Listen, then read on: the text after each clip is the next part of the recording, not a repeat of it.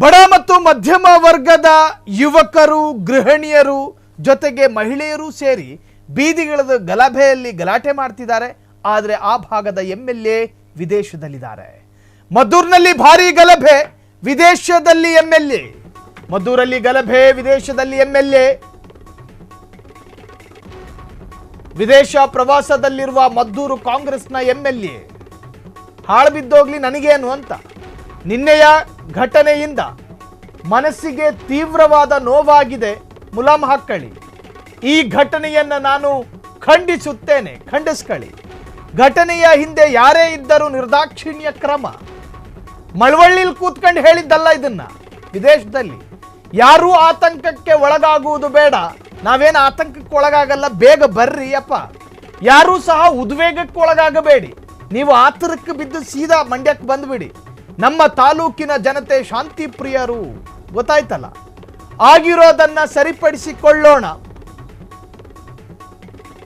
ತಪ್ಪಿತಸ್ಥರನ್ನ ಸದೆ ಬಡಿದು ನ್ಯಾಯ ಕೊಡಿಸ್ತೇವೆ. ಎಲ್ಲಿ ಕೂತ್ಕೊಂಡು ಕೊಡಿಸೋದು ನೀವು? ನಿಮ್ಮ ಜೊತೆ ನಾವು ಯಾವಾಗಲೂ ಇರುತ್ತೇವೆ. ಇಲ್ವಲ್ಲ.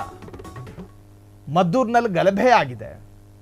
ಎರಡು ಸಮುದಾಯದ ಜನ ಮೂಲ ಕಾರಣಗಳೂ ಗೊತ್ತಿಲ್ಲದೆ ತಮ್ಮ ತಮ್ಮ ಧರ್ಮದ, ತಮ್ಮ ತಮ್ಮ ಸಂಘಟನೆಯ ಧ್ವಜವನ್ನು ಕೈಯಲ್ಲಿಡ್ಕೊಂಡು ತಮಗೆ ಗೊತ್ತಿರುವ ಕನ್ನಡದ ಪದಜಾಲದಲ್ಲಿರುವ ಅತ್ಯಂತ ಸುಂದರವಾದ ಘೋಷಣೆಯನ್ನು ಮೊಳಗಿಸುತ್ತಾ ಪರಸ್ಪರ ಛೀ ಥೂ ಅಂತೇಳಿ ಬೈಕೊಂಡು, ಮಹಿಳೆಯರು ಅನ್ನೋದಿಲ್ಲ, ಗಂಡಸರು ಅನ್ನೋದಿಲ್ಲ, ತೊಟ್ಟ ಅಥವಾ ಧರಿಸಿರುವ ಪಾದರಕ್ಷೆಯನ್ನು ಬಿಟ್ಟು ಪೊಲೀಸರ ಲಾಟಿಗೆ ಹೆದರು ಓಡಿ ಹೋಗಿದ್ದಾರೆ. ಸೊ ಈ ಬಗ್ಗೆ ಎಂಎಲ್ಎ ಮಳವಳ್ಳಿಯಲ್ಲಿ ಕೂತ್ಕೊಂಡು ಹೇಳಿರೋದಲ್ಲ, ವಿದೇಶದಲ್ಲಿ ಕೂತ್ಕೊಂಡು ಒಂದು ಬೈಟ್ ಕೊಟ್ಟಿದ್ದಾರೆ, ಕೇಳಿಸ್ಕೊಳ್ಳಿ.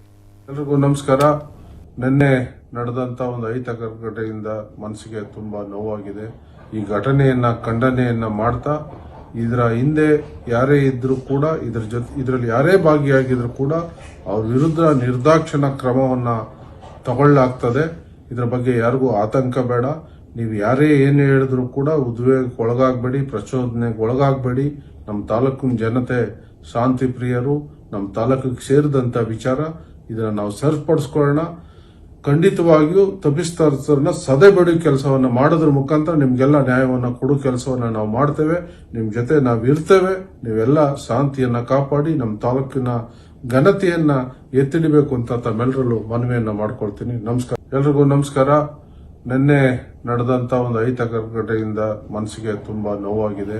ಈ ಘಟನೆಯನ್ನ ಮದ್ದೂರಿನ ಶಾಸಕರೇ, ನೀವು ವಿದೇಶ ಪ್ರವಾಸವನ್ನ ಅರ್ಧಕ್ಕೆ ಸ್ಥಗಿತ ಮಾಡಿ ಸಿಕ್ಕಿರುವ ಫ್ಲೈಟ್ನಲ್ಲಿ ಓಡ್ಕೊಂಡು ಬಂದು ಮಳವಳ್ಳಿಯಲ್ಲಿ ಕೂತ್ಕೊಂಡು ಅಥವಾ ಮದ್ದೂರಿನಲ್ಲಿ ಕೂತೊಂದು ಪ್ರೆಸ್ ಮೀಟ್ ಕರೆದು ಹಿಂಗೆ ಹೇಳಿದ್ದಿದ್ರೆ ಇಲ್ಲಿ ತಟ್ಟಿ ಹೇಳ್ತಾ ಇದ್ದೆ, ಮುಂದೆಯೂ ಕೂಡ ನೀವೇ ಎಂಎಲ್ಎ ಅಂತ. ವಿದೇಶದಲ್ಲೇ ಕೂತ್ಕೊಂಡಿದ್ದೀರಿ, ನಿಮ್ಮ ಜೊತೆ ಸದಾ ನಾನಿದ್ದೀನಿ, ಹೆಂಗಿದ್ದೀರಾ? ಅನುಪಸ್ಥಿತಿಯಲ್ಲೇನು? ಬರ್ರಿ ಮಂಡ್ಯಗೆ, ನೋಡ್ರಿ ಅಲ್ಲಿನ ಪರಿಸ್ಥಿತಿನ, ಹುಡುಕ್ರಿ ಕಾರಣನ, ಒತ್ತಡ ಹೇರ್ರಿ ಪೊಲೀಸರಿಗೆ.